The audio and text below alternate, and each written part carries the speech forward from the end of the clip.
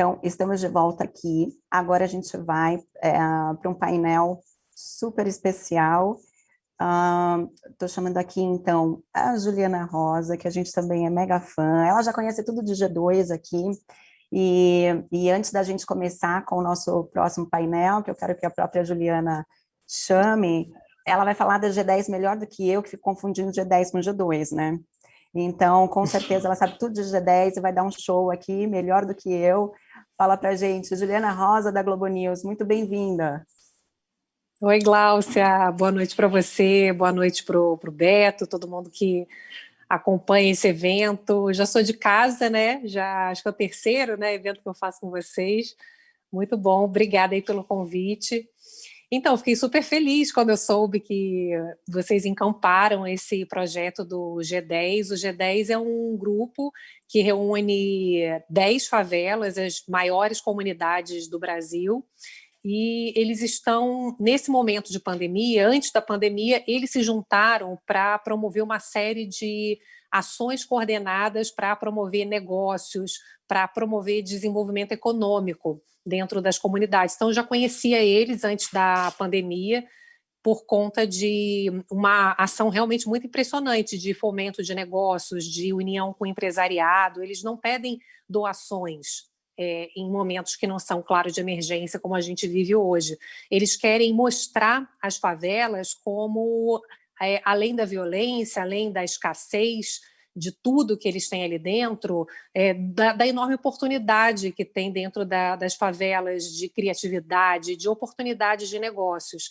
Então, agora na pandemia, eles fizeram, desde o início da pandemia, eles se organizaram de forma surpreendente para poder não faltar comida para a comunidade, fizeram ações coordenadas, fizeram uma organização que vocês podem procurar, o Gilson Rodrigues, que é o líder aqui de São Paulo, de Paraisópolis. Ele organizou de forma impressionante, com a ajuda de todos os líderes ali da comunidade. A Elisandra, Elisandra Cerqueira, é presidente das mulheres, do grupo das mulheres de Paraisópolis, e quem quiser, inclusive, participar, ela está organizando com empresas para poder fornecer uma vez por semana alimentação para aquelas pessoas que estão indo trabalhar. Enfim, então fazendo uma série de parcerias impressionantes. Agora, achei muito legal que a G2 está apoiando o projeto, porque eu fui fazer uma reportagem de uma ação que eles estão fazendo para crédito lá em Paraisópolis, foi o piloto, e em Heliópolis, as duas maiores favelas aqui de São Paulo, e é para esse conjunto do G10 das favelas, e crédito em parceria com investidores, que eu acho que tem tudo a ver com a discussão que vocês estão promovendo hoje. Nesse pós-pandemia, o que a gente quer, né, de crescimento? A gente quer simplesmente saber quanto está crescendo ou como estamos crescendo, né? Então, cada vez mais esse tipo de ação que envolve, sim, retorno financeiro, mas que envolve o seu papel enquanto gerador de riqueza, incluindo, gerando uma divisão mais igualitária do bolo. Então, enfim, quem quiser contribuir, se deixar, eu falo aqui até amanhã, porque é um projeto realmente que me emociona. Eles estão muito organizados, a partir das dores, eles estão, inclusive, lançando uma série de negócios. O Giva, que é um empreendedor local que eu entrevistei para a Globo News para poder falar sobre esse banco, ele, a partir das dores ali do local, ele viu que as ruas não têm nome, então os moradores pedem coisas e as coisas não chegam. Então ele criou uma empresa de logística, porque ele conhece como ninguém, mapeou, fez um mapa de Paraisópolis, e Paraisópolis completa 100 anos esse ano. Então Paraisópolis entrou para o mapa, né, do país. Isso mexe com a autoestima das pessoas, que vocês não têm ideia. É uma potência econômica, né, uma potência de criatividade, de negócios. Então, fiquei super feliz, realmente emocionada de ver que pessoas como vocês, Gláucia, Beto, apoiaram aí o projeto, né, de forma efetiva, e tem muitos empresários apoiando. Eu comecei a publicar mais, postar, e é muito legal, né, a gente poder olhar para a favela olhando como potencial, né, de riqueza, né, não apenas como pobres coitados, né. Obrigada pela oportunidade de falar um pouquinho sobre o que realmente eu acredito e que está muito latente nessa pandemia, falar de riqueza além do dinheiro. Posso chamar o Paulo? Pode chamar. Se eu estiver falando demais, você já me corta, hein? Não, Ô, você sabe que Paulo, eu não faço isso. Manda bala, bom painel. eu vou chamar o Paulo Frossari, então o Paulo já está aqui comigo, né? O Paulo vai dividir a tela comigo? Cadê você, Paulo? Paulo Frossari é... Oi, Paulo. Paulo é vice-presidente de novos negócios da Mastercard. Tudo bem, Paulo? Boa noite. Tudo bem, Juliana? Boa noite, um prazer estar aqui. Queria agradecer a Glaucio, o Beto da G2, nossos parceiros. Muito obrigado pelo convite. E é um prazer estar participando desse evento aqui tão especial. Muito obrigado. O pessoal já falou bastante, né? O nosso painel é sobre novos meios de pagamento, as transformações digitais, que o Paulo vai trazer muita novidade aí para a gente, e eu estou impressionada, assim, eu cubro economia, vou revelar a minha idade, né, há mais de 20 anos, e nunca vi, de uns poucos anos para cá, a revolução digital que a gente está vivendo. Mais recentemente, a gente peguei os dados aqui do Banco Central, acho que tem 2 semanas que eles divulgaram um crescimento no número de fintechs no final do ano, o número, já março, já pegando o mês de março agora desse ano, tem 53 empresas autorizadas a funcionar no Brasil, fintechs do sistema financeiro, e a gente tinha no ano passado 30, em junho do ano passado, então um crescimento de 76% em 9 meses. O Pix, que eu fiz muita matéria, e é impressionante, né? Porque eu fico imaginando, é que nem celular, né? Como é que a gente vivia sem o celular? E eu fico pensando como que a gente vivia sem o Pix, né? Porque começou agora e eu fico pensando hoje, as pessoas hoje podem transferir dinheiro uma para as outras, né, Paulo? De 2 a 10 segundos, ou seja, quase que instantaneamente, qualquer dia da semana, de madrugada, eu posso ir no pipoqueiro, o pipoqueiro tem um QR Code, com o meu celular pago a pipoca, ele já recebe imediatamente aquele dinheiro. Então, eu acho que assim como o celular, eu fico imaginando quando eu ia para a escola, vocês estão me ouvindo bem? Eu acho que mudou aqui a minha configuração. Quando eu ia para a escola, o Paulo está me ouvindo, né? É que Estou te ouvindo. Quando eu ia para a escola, Paulo, minha mãe me botava dentro de um ônibus, eu tinha, sei lá, 10 anos, e aí eu entrava com aquele uniforme da escola pública, e, sei lá, era acho que 10h30 da manhã, e a minha mãe só sabia que se eu tinha chegado, se eu tinha morrido, às 5h30 da tarde, quando ela ia me buscar na escola. Então, é muito legal a gente falar sobre o quanto que as mudanças tecnológicas, a gente não consegue imaginar como que a gente vivia sem, né, Paulo?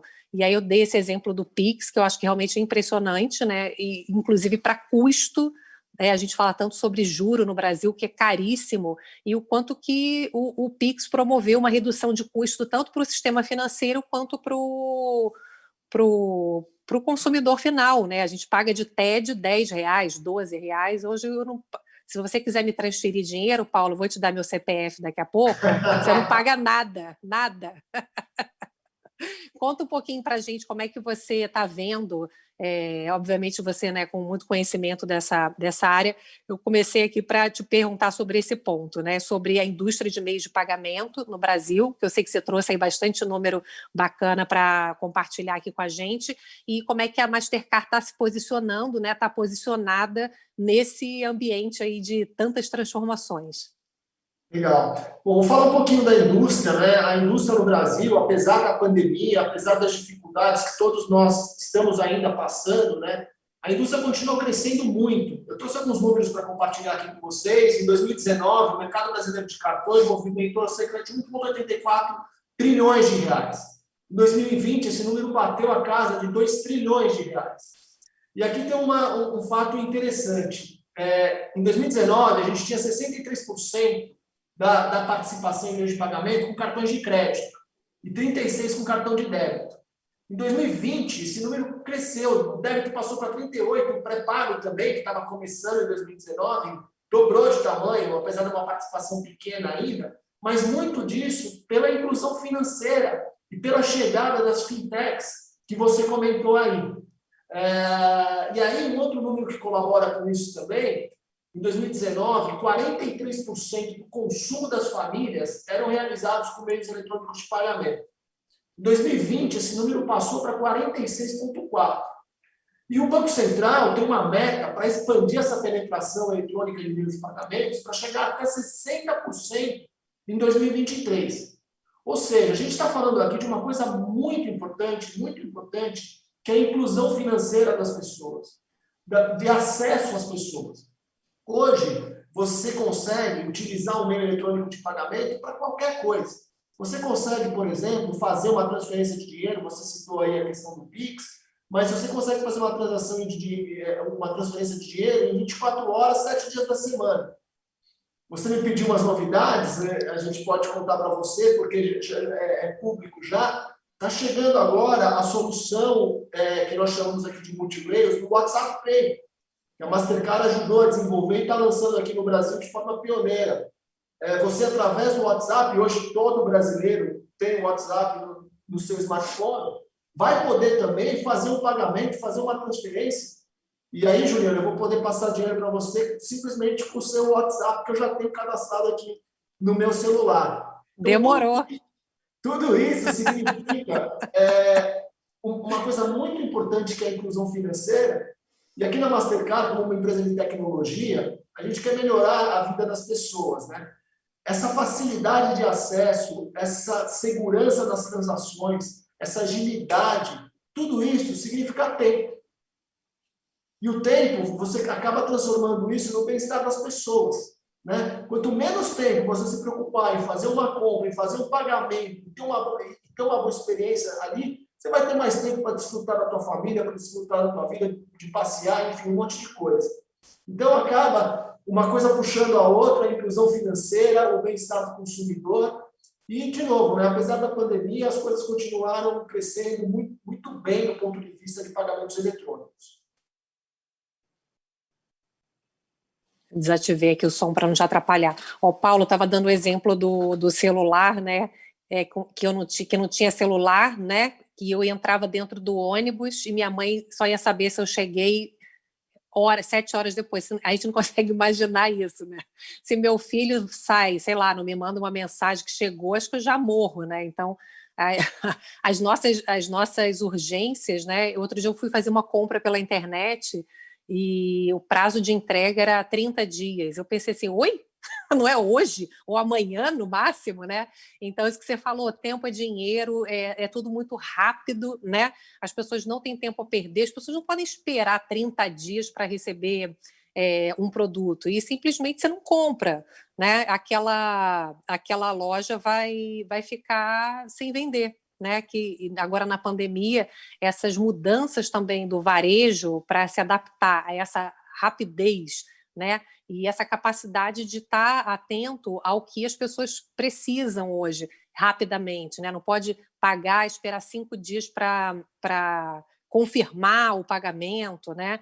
E toda essa questão de custo também. Então, queria te perguntar um pouco agora sobre essa questão do avanço, né, da tecnologia, do varejo online, mas, ao mesmo tempo, Paulo, uma coisa que eu queria te perguntar, como é que vocês estão vendo, que eu acho também bem interessante, é que a coisa mais difícil hoje em dia é você trocar dinheiro físico, né? Assim, aí o Banco Central inventou aquela nota de R$ 200, você não troca por nada na vida. Quando você tinha de 100, você já não conseguia trocar. Né? Aí você chegava na padaria sem graça, pedia um pãozinho, né, um suco, a pessoa já olhava o cara feia para você. Agora de 200, você tem que ir no banco, né, para trocar aquela nota, né? E aí agora com a pandemia as pessoas estão usando mais o dinheiro, né? Porque as pessoas estão inadimplentes, as pessoas estão recebendo em dinheiro e fica, né, mais fácil. Eu até peguei uns números que mostram isso que a gente está sentindo, né? Que é verdade, que a gente tem mais dinheiro em circulação, eram 259 bilhões de reais circulando em notas, em fevereiro de 2020. Hoje a gente tem, segundo o Banco Central, 340 bilhões de reais, um crescimento de mais de 30%. Você acha que é uma coisa passageira, Paulo? Realmente a gente estava num processo, né, de substituição do papel físico, né, do papel do dinheiro físico pelo cartão, pelo virtual, pelo celular e tal. E é uma tendência, você acha que ou isso pode ser interrompido de alguma maneira? Dinheiro físico, ele é uma ineficiência para o ecossistema como um todo. Ele gera um custo enorme para você emitir o dinheiro, você tem um custo de armazenamento, um custo de transporte, que envolve toda a questão de segurança. Agora, você também tem uma questão de saúde, né? Você pega o dinheiro físico, passa, você tem um contato, que hoje, com a pandemia, você também tem uma questão de saúde. A utilização do dinheiro físico, ela vinha caindo significantemente no Brasil. E eu acho que essa questão é uma questão muito passageira. Eu vou dar um exemplo para você agora. O pagamento do benefício social que o governo fez agora através do aplicativo do Caixa Tem, no mês de maio de 2020, 5% das pessoas utilizaram esse benefício principal, em outros meios que não fosse o saque. Ou seja, 95% pegou o dinheiro e sacou o dinheiro. 63% em agosto já utilizaram esse dinheiro para fazer transações como pagamento de conta, transferência, uma série de outras coisas, sem fazer o saque físico do dinheiro. Então, a partir do momento que você dá a condição da tecnologia, uma operação segura e a boa experiência para o consumidor, ele não vai querer tirar o dinheiro físico. Ele não vai querer tirar o dinheiro físico. Um outro exemplo que eu sempre falo, que eu gosto de usar, é o que a gente chama de pagamento invisível, né? Hoje, você, quando pega um carro de aplicativo, você não usa o dinheiro físico, né? O carro para na porta da tua casa, você desce e fala obrigado, acabou. Na verdade, você está fazendo o pagamento através da operação de um cartão registrado no aplicativo, mas você sai do carro, agradece o motorista e aqui, é o que eu chamo aqui de pagamento invisível. Então, essa experiência do pagamento invisível, ela tem que se expandir para outros segmentos, né? Porque o dinheiro físico, ele realmente traz uma ineficiência para o ecossistema gigantesca, gigantesca. Quando você fala hoje que mais de 43% do consumo das famílias já são por meios eletrônicos de pagamento, e a tendência é chegar a 60%, é o que o Banco Central está buscando, exatamente para acabar com essa ineficiência do dinheiro físico.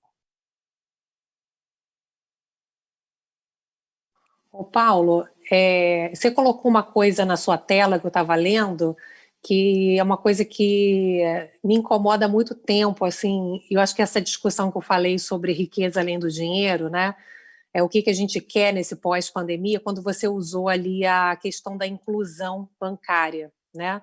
A gente tem dados do Banco Central que mostram que a exclusão bancária, quando a gente inclui quem não tem conta e quem tem, mas quase não usa, né, não mexeu no último mês, né, não tem acesso realmente a todos os instrumentos bancários de inclusão, né, de possibilidade de usar ferramentas financeiras de crédito, de poupança para poder ter condições melhores de evolução, os números ainda mostram que a gente tem 34 milhões de brasileiros quando você soma sem conta bancária ou que usam com pouca frequência. Então, estava pegando aqui os dados hoje da Locomotiva, que mostra que a gente tem, então, mais de 20%, se a gente junta sem conta e quem usa, quase não usa, né? Então, que não tem acesso, né, a essa questão dos instrumentos bancários, né? E aí eu queria que você comentasse um pouco sobre como é que você está vendo essa questão da inclusão financeira, porque é uma questão que tem tudo a ver, né, Paulo, com o que a gente quer hoje, né? A gente precisa, como disse ontem, foi muito emocionante o discurso do Joe Biden nos Estados Unidos sobre um crescimento de baixo para cima, né? E essa questão, né, Paulo, da inclusão bancária é fundamental, né? Não resta dúvida, não resta dúvida. A inclusão financeira ela é fundamental, inclusive, para o ser humano. Hoje, a pessoa que não tem acesso a um instrumento financeiro, ela fica privada de uma situação, de um eventual seguro, de um eventual empréstimo, de um eventual score para conseguir um crédito numa loja, para comprar um fogão, para comprar uma geladeira, para comprar um celular, algumas coisas básicas para ela. Isso e para a própria economia, né, Paulo? Para a própria economia, né? O que gira a economia, isso, né? Isso é uma forma de exclusão da sociedade. As pessoas ficam excluídas, né? Então, a partir do momento que você insere essas pessoas nos serviços financeiros, você gera uma série de benefícios, não só relacionadas ao pagamento que ela está fazendo, né? Essa pessoa hoje, ela consegue, inclusive, contribuir com a comunidade, né? Você falou das fintechs aí, nós temos uma parceria com, eu vou citar uma, mas, enfim, tem várias parcerias, com o Banco da Maré, por exemplo, onde ele faz um papel de inclusão financeira, inclusão social na comunidade, importantíssimo, importantíssimo. Não só para as pessoas, mas também para os comerciantes que atuam naquela região. Então, quando a gente fala em inclusão financeira, vai muito além do que a gente está pensando do ponto de vista de pagamento. Vai inclusão social. E num país como o nosso, infelizmente, a gente ainda precisa olhar muito, muito mesmo para essa situação. Eu já tinha ligado aqui o som. Ô, Paulo, estava olhando aqui um pouco sobre essas perspectivas agora, né? Porque a gente não adianta a gente tentar, acho que, falar um pouco sobre inclusão se a gente não imagina primeiro o macro, né? Ou seja, a economia voltar a crescer, a gente se livrar dessa pandemia, né? Dessa tragédia que a gente bateu hoje, mais um recorde de mortes no Brasil, e uma vacinação muito atrasada, né? Eu queria que você contasse um pouco para a gente, dentro dessas movimentações que a gente está vendo aí no varejo, né? Essa busca aí do varejo por varejo online, né? Um crescimento grande do varejo online, e contasse um pouco para a gente sobre perspectiva, né? Enquanto a gente está ainda num momento de tantas dores, né? De tanta desemprego, né? De tanta dificuldade para as empresas,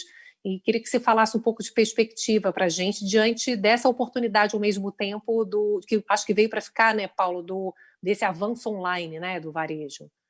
Eu vou compartilhar com vocês aqui. Vocês estão vendo na tela agora o gráfico e eu estou comparando aqui o Brasil com os Estados Unidos, porque eu acho que no final aqui eu vou falar um pouco sobre a vacinação que você citou aqui. Começo da crise, ali final de fevereiro e início de março, o varejo como um todo despencou no mundo inteiro e depois começou a ter uma recuperação gradual. Final do ano, esses números passaram a ser positivos e depois veio a segunda onda e o varejo caiu novamente. Então, assim, a relação é direta, obviamente, da pandemia com o crescimento econômico. Agora, o que me chama a atenção nesse gráfico, se você olhar nos Estados Unidos, a partir de fevereiro, onde você teve a grande massa da população vacinada, a recuperação do varejo é enorme, enorme. Você vê ali, ela estava praticamente no zero e ela passa para 21%. É imediato, é imediato. Nós estamos falando aqui de um mês, né? As curvas aqui são muito similares. Então, a minha percepção e a minha perspectiva é que com a aceleração da vacinação no Brasil, a gente vai se recuperar muito rápido, muito rápido. E um fator positivo, vou pedir para o pessoal da G2 passar para o outro gráfico, 2 telas para frente, onde eu falo só do e-commerce. Mais um, por favor.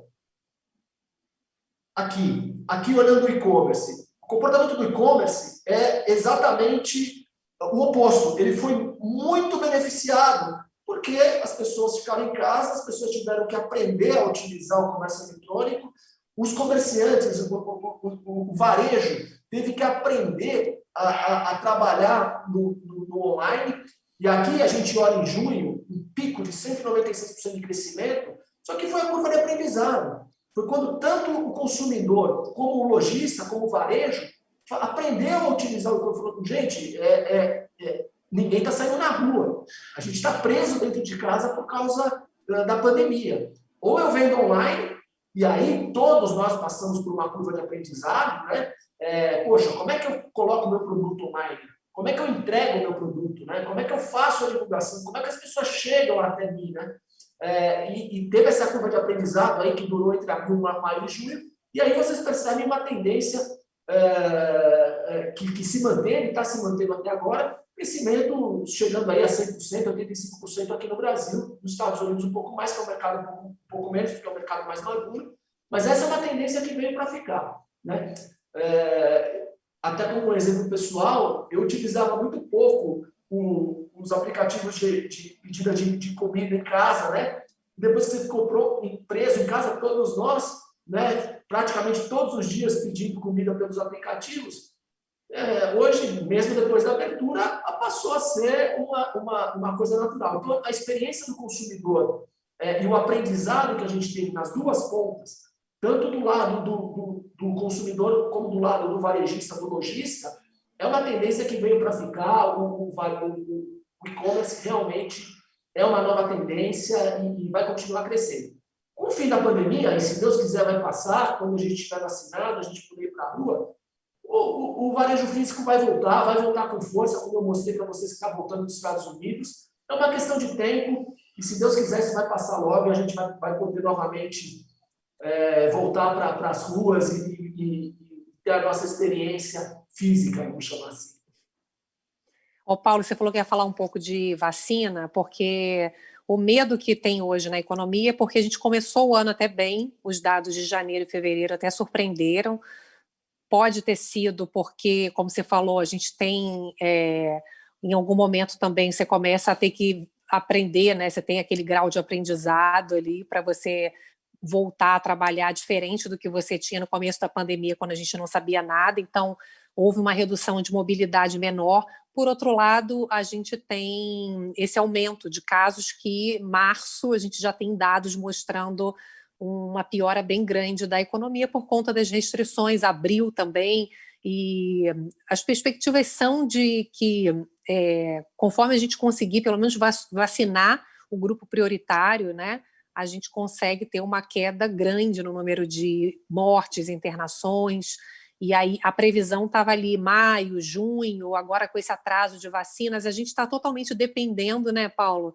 Queria que você comentasse um pouco disso, do comportamento da doença, da chegada de vacinas e esse medo que a gente tem, porque não pode também fechar tudo, porque senão quebra mais ainda, então aí melhora um pouquinho, aí abre, depois fecha, esse abre e fecha né, um terrível para as empresas, e a gente ainda está num momento de muito medo, né, aí reabre, aí volta a subir, né, daí pode ter uma terceira onda, aí tem as variáveis agora, né, as cepas que podem ser ainda mais violentas, então a gente está vivendo, Paulo, ainda um grau de incerteza alto, né? Ao mesmo tempo temos uma luz no fim do túnel, né?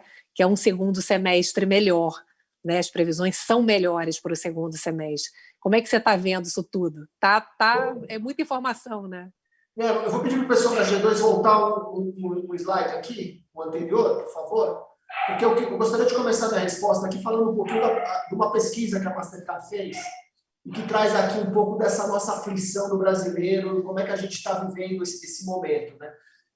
O brasileiro continua muito preocupado com a situação, né? Então, a preocupação com a economia, a maior parte dos consumidores permanecem preocupados com a economia, né?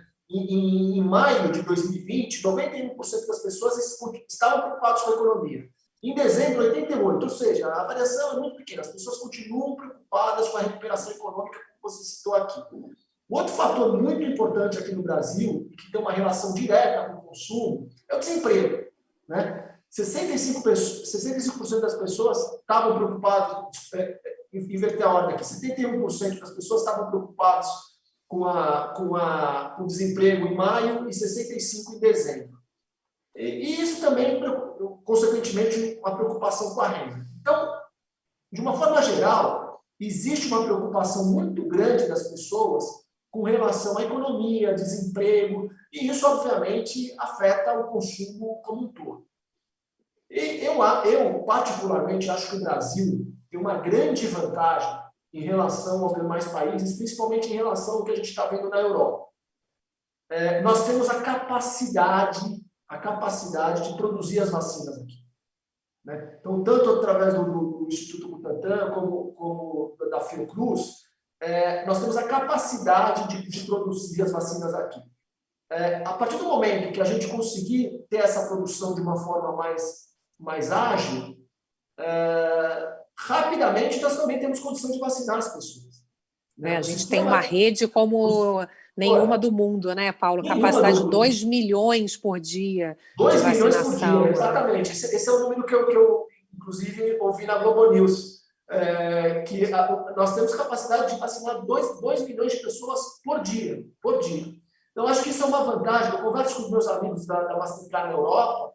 A Europa tem um problema sério da recuperação da economia, porque a vacina lá não está chegando. Então, as pessoas continuam com essas preocupações, o comércio continua fechado. Aqui no Brasil, eu acho que a gente vai sair rapidamente disso. E, de novo, pegando o exemplo que a gente está vendo nos Estados Unidos, a economia dos Estados Unidos já está se recuperando. Né? Já vão abrir para o turismo, enfim, que é um indicador importante para a economia. Então, a gente acredita, de uma forma bastante otimista, que nós estamos no caminho certo, tem muita coisa para melhorar, e tão logo a vacinação ganha um ritmo maior, e a gente tem a vantagem de poder produzir isso, poder produzir a vacina aqui no Brasil, a economia vai se recuperar de uma forma muito rápida. Essa é a perspectiva que a gente tem. Ô Paulo, conta um pouquinho para a gente, pequenas empresas, então, estou ouvindo muito isso também, já que não é uma opção, né, estar no online hoje veio para ficar, né, se já era, né, só acelerou, né, esse processo. Queria que você contasse um pouco sobre as preocupações que as empresas precisam levar em conta no modelo de operação dos canais digitais. São duas coisas fundamentais que você precisa ter para operar o canal digital. A primeira é básica, é a segurança. A segurança do consumidor para utilizar o teu e-commerce, para utilizar o seu aplicativo, sabendo que ele está seguro, um ambiente seguro, que ele não vai ter fraude. E o segundo é ele ter uma boa experiência. Não adianta nada você criar uma série de requisitos de segurança se depois dele passar por 200 telas, ele vai chegar no lugar e não vai conseguir concluir a compra dele. Então, primeiro, segurança, fundamental. Segundo, a experiência do consumidor. Falando em segurança, existem algumas coisas muito importantes que já existem hoje, que é a autenticação e o que a gente chama aqui de tokenização. O que é a autenticação? Eu saber que a Juliana é a Juliana.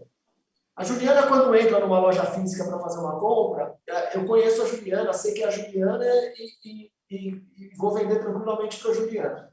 Agora, no e-commerce, como é que eu sei que é a Juliana? Como é que eu tenho certeza que é a Juliana que está fazendo essa compra?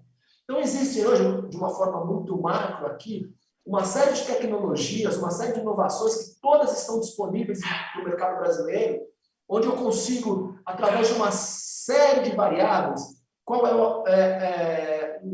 o aparelho que você está usando, aonde você está, o seu perfil de compra. Hoje, a inteligência artificial, eu consigo, inclusive, verificar a forma que você segura o telefone, a forma que você digita, se é você mesmo que está fazendo a compra.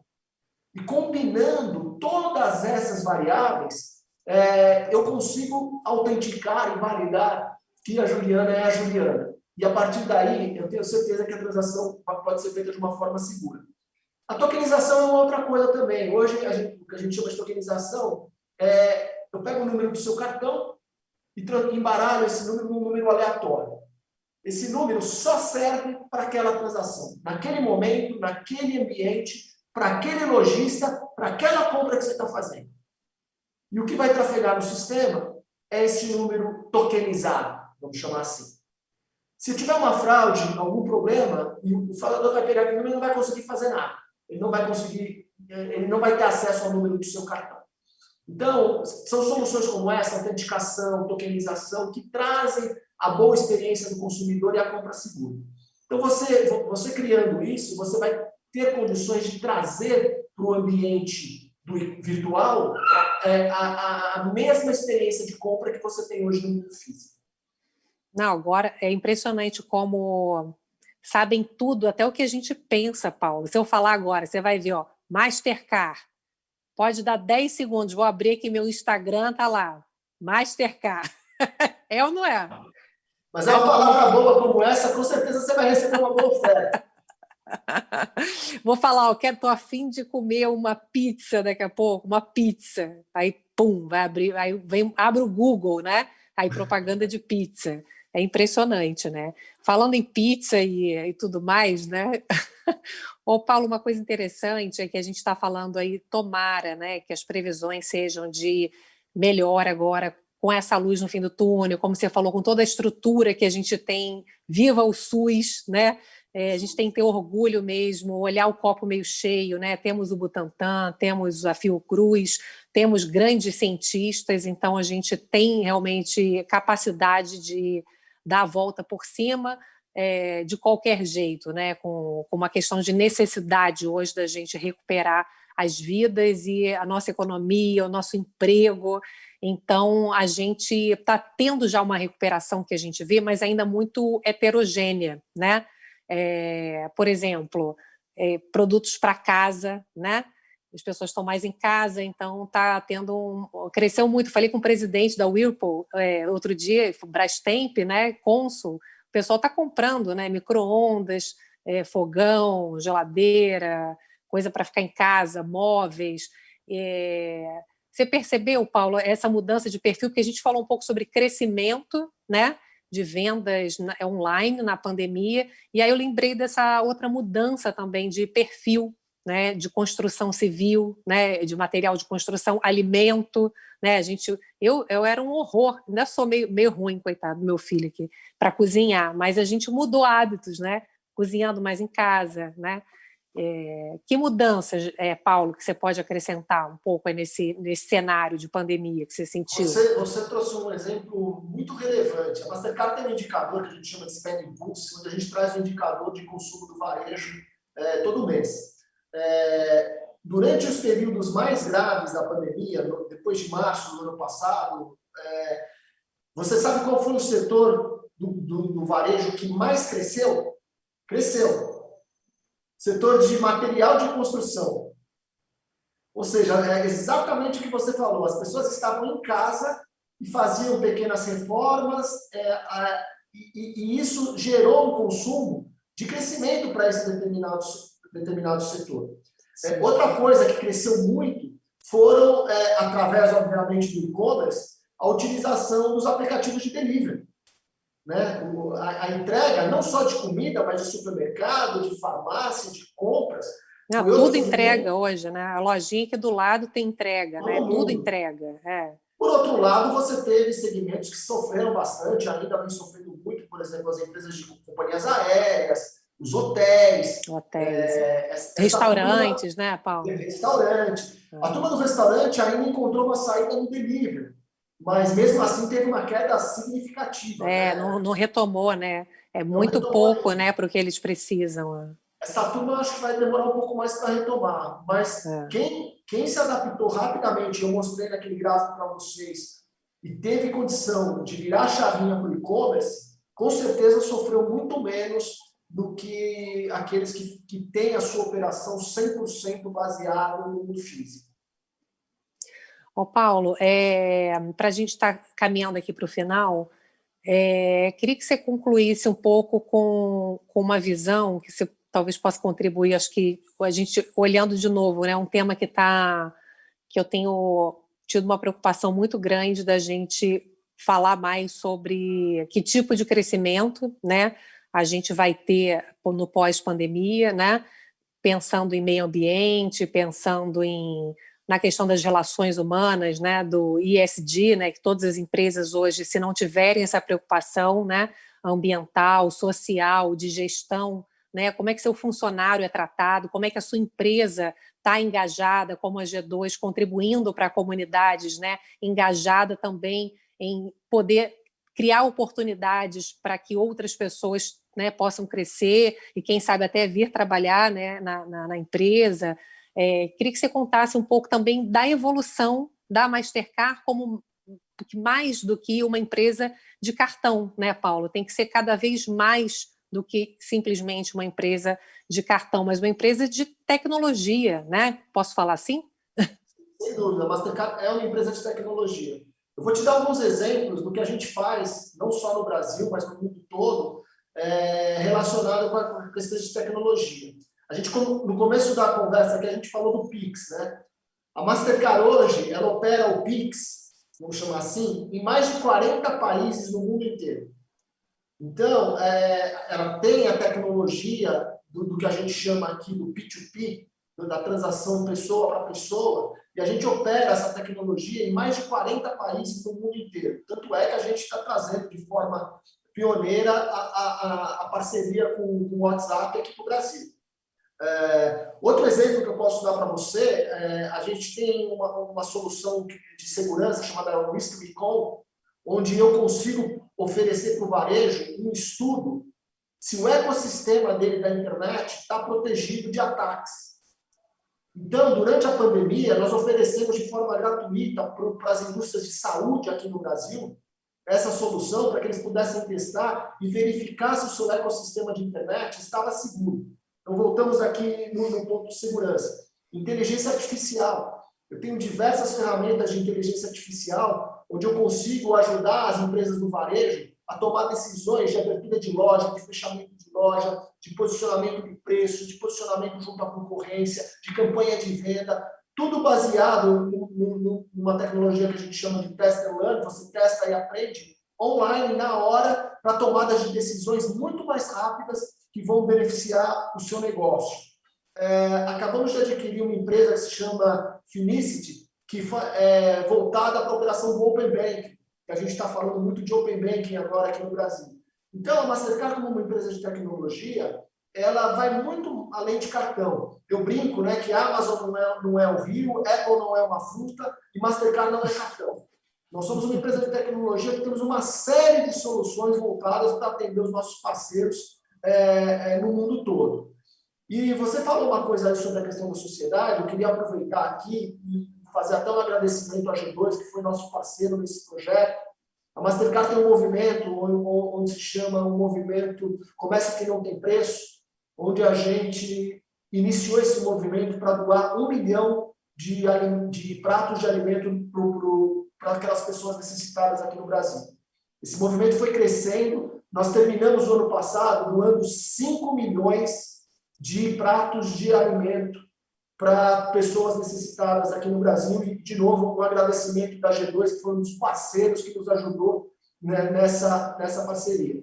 E esse ano, a gente, na liderança da empresa, a gente falou, pessoal, a pandemia voltou, as doações de alimento caíram muito, as pessoas continuam tendo necessidade, e nós retomamos agora a nossa campanha Comece algo que não tem preço, e continuamos fazendo a doação de pratos de alimento para cada transação que você fizer um cartão Mastercard por aproximação.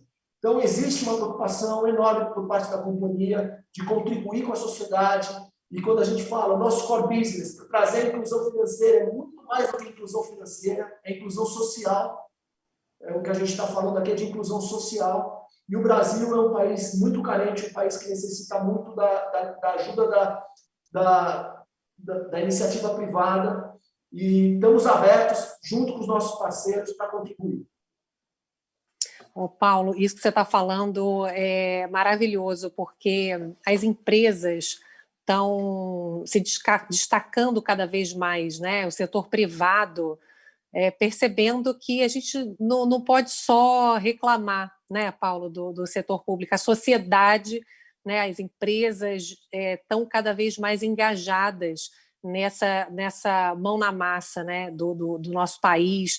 Tem os movimentos das vacinas agora, né, liderado aí pela Luísa Trajano. Eu conversei com o Brega, né, da Whirlpool, e uma série de outras grandes empresas, né, que estão amadrinhando estados, municípios, para poder, através daquilo que eles conseguem se organizar em termos de infraestrutura, deixar tudo pronto, né, para não faltar o lugar para armazenar a vacina, o computador, a rede de internet, porque por mais que a gente tenha estrutura, né, a gente está vivendo uma crise, tem falta de muito material, né, na rede hospitalar. Então, assim como você está dando esse exemplo de engajamento da Mastercard para poder fazer, né, esse engajamento de doação de alimento.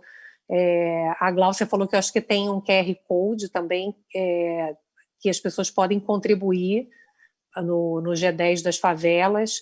Eles estão com uma capacidade, hoje, no dia que eu fui lá, deve ter um mês mais ou menos, eles não estavam conseguindo fazer nem 1.000 quentinhas por dia ali em Paraisópolis, e no ano passado eles estavam fazendo em torno de 10.000, então para você ver o quanto que as doações caíram. Claro que as doações acabam não se sustentando, eles tinham também apoio para ambulâncias, porque muita gente não consegue sair da favela, né? As ambulâncias não conseguem chegar para levar as pessoas doentes.